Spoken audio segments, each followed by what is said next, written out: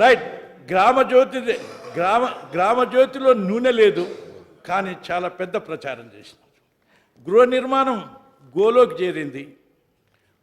12% reservation రిజర్వులో పడ్డది. 3 ఎకరాల భూమి మూలకు పడ్డది. పరిశ్రమల పునరుద్ధరణే అసలు పునశ్చరణే లేదు, ఆలోచన లేదు. ఇటువంటి పరిస్థితుల్లో ఈ ప్రభుత్వం ఇచ్చిన హామీ అది గుర్తు చేస్తున్నాను. అంటే ఇంకే విషయాలు చెప్తే చాలా విషయాలు, కానీ ఆఖరిగా ప్రభుత్వం యొక్క విషయం, మీరు ఈ పని చేయాలంటే ఏం కావాలనుకుంటున్నారు? మీరు చెప్పిన మాటల్లోనే 2 బెడ్రూమ్ హౌస్ కట్టాలంటే 15 లక్షల నుంచి 20 లక్షల డిమాండ్ ఉంది. మీరే మన ఊరు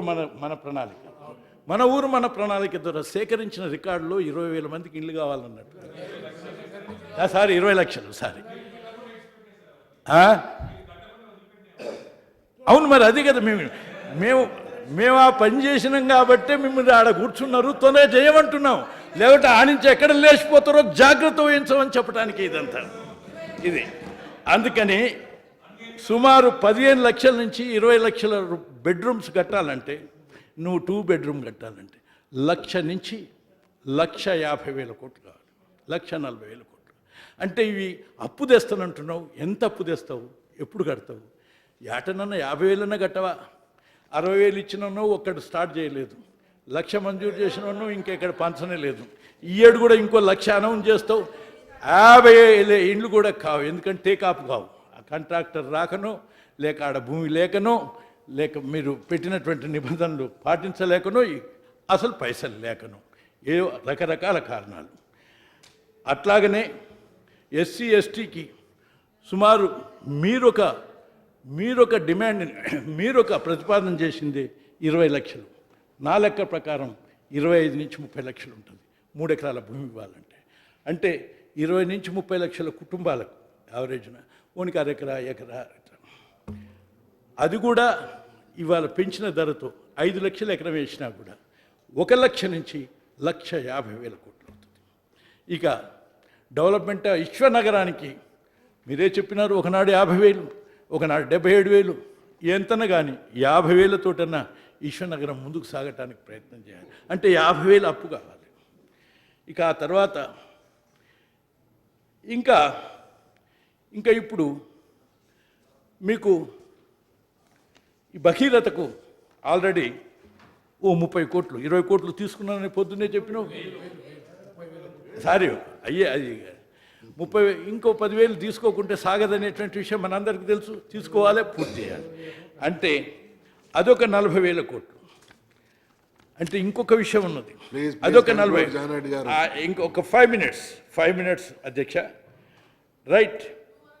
ఈ 450 ఈ విషయాన్ని కిందిది పెట్టినా మీదిది పెట్టినా, ఆ తర్వాత ఇప్పుడు ఉదయ స్కీమ్ ద్వారా, అంటే ఎలక్ట్రిసిటీ మినిస్టర్ లేనట్టున్నది ఇక్కడ, ఉదయ్ అనేటువంటి పాలసీని ఏదైతే ఉన్నదో కేంద్ర పాలసీని మీరు అంగీకరించినారు. ఇప్పుడు బాకీ ఉన్న 13.5 కోట్ల రూపాయలు వెంటనే 10,000 కోట్లు మీకు మార్చుకోవాలి. దాని ఇంట్రెస్ట్ ఈ సంవత్సరం నుంచే కట్టాలి, ఇదే సంవత్సరం నుంచి కట్టాలి. ఇప్పుడు 50, 75, మిగతా దానికి కూడా 13.5కి గ్యారంటీ ఇవ్వాలి. ఆ అప్పు కూడా మీద పడుతుంది. అంటే ఇప్పటికే మీరు బడ్జెట్లో చూపించినటువంటి 1,23,000 కోట్ల 1,30,000 కోట్లు బాకీ ఉన్నది. సుమారు ఇది ఒక 5 లక్షలు, ఇది ఒక 5-6 లక్షలు, అంటే 7 లక్షల కోట్లు. అంటే 3 టర్మ్స్ ఉన్నా కూడా ఈ మొత్తం డబ్బు అప్పు రాదు, పని కాదు. పరిస్థితి ఈ విధంగా ఉంటుందా లేదా అనేటువంటి విషయం.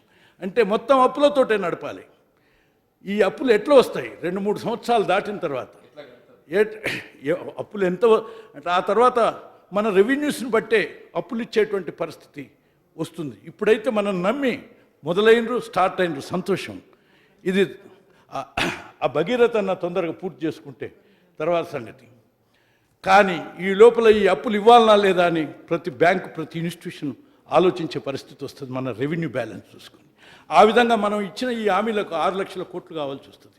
కనీసం ఈ 6 లక్షల కోట్లలో కనీసం 50 లక్షలను పెడితే 12 సంవత్సరాలు పడుతుంది.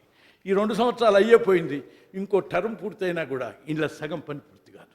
ఇలాంటి పరిస్థితి ఉన్నటువంటి ఈ తరుణంలో ఈ ప్రభుత్వం ఈ వివరాలన్నీ అధ్యయనం చేసి ఆలోచించి ముందు చూపుతోటి ఈ రాష్ట్రం మీద భారం పడకుండా, ప్రజలకు ఇబ్బంది జరగకుండా ఇక కేవలం ప్రతిపక్షాలని విమర్శతోటి కూర్చోబెడదామనో లేక ప్రతిపక్షాలని మాట్లాడకుండా చేయాలనో ప్రయత్నం కాదు. కానీ మీ పనిలో మీరు నిమగ్నమై మీరు న్యాయం చేయటానికి ముందుకు సాగుతుంటే మేము వెంటనే మీరు ఎక్కడ కాస్త కూలబడ్డా వెంటనే లేపుకుంటూ ముందుకు సాగించడానికి మేము ప్రయత్నం చేస్తాం. ఆ విధంగా ఈ ప్రభుత్వానికి సహకరిస్తాం. నేను చెప్పినటువంటి ఈ సత్యాలు చాలా దీర్ఘంగా ఆలోచించండి అని మీ అందరికీ నేను మనవి చేస్తున్నాను.